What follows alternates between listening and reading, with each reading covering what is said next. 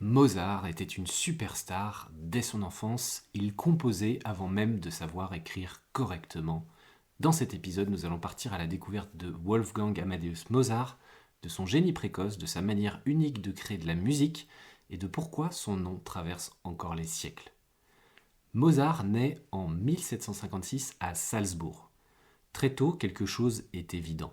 Il n'est pas simplement doué, il est complètement différent des autres enfants. À l'âge de 5 ans, il compose déjà de la musique. À 6 ans, il donne des concerts à travers l'Europe. Les cours royales se l'arrachent. Mozart n'apprend pas la musique comme les autres, il la comprend instinctivement. Il entend une œuvre une seule fois et il peut la rejouer immédiatement. Son père organise des tournées, l'enfant devient une curiosité vivante, un véritable prodige. Mais derrière l'image du génie parfait, la réalité est plus complexe. Mozart grandit et avec lui une envie de liberté. Il refuse de rester au service d'un seul prince, il veut composer ce qu'il aime, explorer, expérimenter.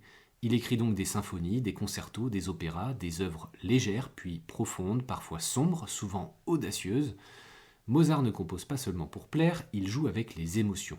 Il surprend, il ose, et contrairement à l'image figée qu'on en a, Mozart est drôle, impertinent et parfois provocateur. Mais cette liberté a un prix. Malgré son succès artistique, il vit souvent dans la difficulté financière. Il meurt jeune, à seulement 35 ans, et pourtant, en à peine 3 décennies, il laisse plus de 600 œuvres derrière lui. Sa musique traverse le temps parce qu'elle parle directement aux émotions, sans filtre, sans mode d'emploi.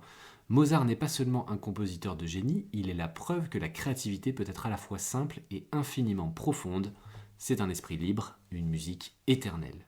Si cette découverte t'a plu, n'hésite pas à me soutenir en likant ou en t'abonnant et je te dis à demain pour de nouvelles aventures.